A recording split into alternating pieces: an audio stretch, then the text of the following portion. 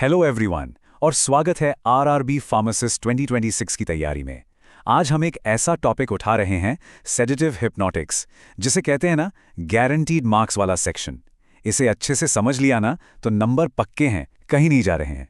तो चलिए बिना टाइम वेस्ट किए सीधा शुरू करते हैं। तो सबसे कॉमन कंफ्यूजन जो लगभग हर एस्पिरेंट को परेशान करता है कि आखिर ये बेंजोडायज़ेपिन्स और बार्बिट्यूरेट्स में फ़र्क क्या है। सच बताऊं तो एग्जामिनर का ये फेवरेट टॉपिक है जहां से वो क्वेश्चंस घुमाते हैं।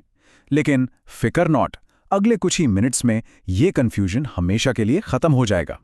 अच्छा, तो उस बड़े कंपैरिजन पे जाने से पहले एक काम करते हैं। पहले अपनी नींव, अपना फाउंडेशन एकदम सॉलिड कर लेते हैं। सेडेटिव्स और हिप्नोटिक्स, इन दोनों शब्दों का असली मतलब क्या है, पहले इसको क्लियर करते हैं। बिल्कुल देखिए, सुनने में दोनों वर्ड्स ना एक जैसे लगते हैं, पर इनका काम बिल्कुल अलग है। सेडेटिव्स का काम है एंजाइटी को कम करके पेशेंट को काम करना, मतलब शांत करना, जबकि हिप्नोटिक्स का तो बस एक ही मकसद है, नींद लाना, स्लीप इंड्यूस करना। तो सिंपल सा रूल याद रखिए, एक शांत करेगा और दूसरा सुलाएगा। बस इतना सा ही फंडामेंटल डिफरेंस है इन दोनों में। तो सवाल उठता है कि आखिर ये ड्रग्स काम कैसे करती हैं, इनका मैकेनिज्म क्या है। सारा का सारा सीक्रेट दोस्तों छिपा है गाबा में। गाबा, इसको ना अपने ब्रेन का ब्रेक पेडल समझ लीजिए। इसका काम ही है ब्रेन की एक्टिविटी को धीमा करना, स्लो डाउन करना। और ये जो ड्रग्स हैं, ये बस इसी ब्रेक पेडल को और जोर से दबा देती हैं। रिजल्ट क्या होता है? सीएनएस डिप्रेस होता है और वही शांति या नींद वाला इफेक्ट आता है। ऑलराइट, फाउंडेशन तो सेट हो गया है। अब टाइम है मेन इवेंट का, the big showdown, benzodiazepines versus barbiturates. Exam के पॉइंट ऑफ व्यू से ये सबसे जरूरी हिस्सा है, तो पूरा ध्यान अब यहां होना चाहिए। एक सवाल जो आपको एग्जाम पेपर में किसी न किसी फॉर्म में दिखेगा ही दिखेगा, वो ये है कि बेंजोडायज़ेपिन्स को बार्बिट्यूरेट से ज्यादा सेफ क्यों माना जाता है, क्यों प्रेफर किया जाता है। इसका जवाब दोस्तों इनके काम करने के तरीके में, यानी इनके मैकेनिज्म ऑफ एक्शन में छिपा है। ये जो टेबल आपके सामने है ना, ये रिवीजन के लिए गोल्ड माइन है। इसको अच्छे से देख लीजिए। सारा खेल बस दो शब्दों का है, फ्रीक्वेंसी और ड्यूरेशन। समझिएगा, बेंजोडायज़ेपिन्स क्लोराइड चैनल के खुलने की फ्रीक्वेंसी बढ़ाते हैं, मतलब चैनल बार बार जल्दी खुलता है। और दूसरी तरफ बार्बिट्यूरेट्स उस चैनल के खुले रहने की ड्यूरेशन को बढ़ाते हैं, यानी चैनल ज्यादा देर तक खुला रहता है। और बस यही वो एक क्रूशल फर्क है जो बेंजोडायज़ेपिन्स को सेफर और बार्बिट्यूरेट्स को रिस्कियर बना देता है। अब एक छोटी सी लेकिन बहुत काम की आइडेंटिफिकेशन ट्रिक। बेंजोडायज़ेपिन्स को पहचाना ना बहुत सिंपल है। बस इनके नाम का एंड देखिए, आपको या तो पैम मिलेगा या लैम, जैसे कि डायज़ेपैम, लोराज़ेपैम, अल्प्राज़ोलैम, सबके सब एक ही फैमिली के मेंबर्स हैं। Easy right. और अब आते हैं बार्बिट्यूरेट्स पर। ये थोड़ी पुरानी यानी ओल्डर क्लास ऑफ ड्रग्स हैं। इनके एग्जाम्पल्स याद रखिए, फिनोबार्बिटोन, थायोपेंटोन।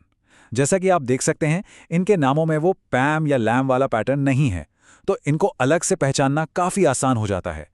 चलिए अब वक्त है एक रैपिड फायर राउंड का। ये वो वन लाइनर्स हैं जो सीधे सीधे एग्जाम में एमसीक्यू बनकर आते हैं, तो एकदम अलर्ट हो जाइए और इनको अपने दिमाग में लॉक कर लीजिए। पहला पॉइंट बिल्कुल स्ट्रेट, स्टेटस एपिलेप्टिकस के लिए ड्रग ऑफ चॉइस, जवाब है डायज़ेपैम, हमेशा।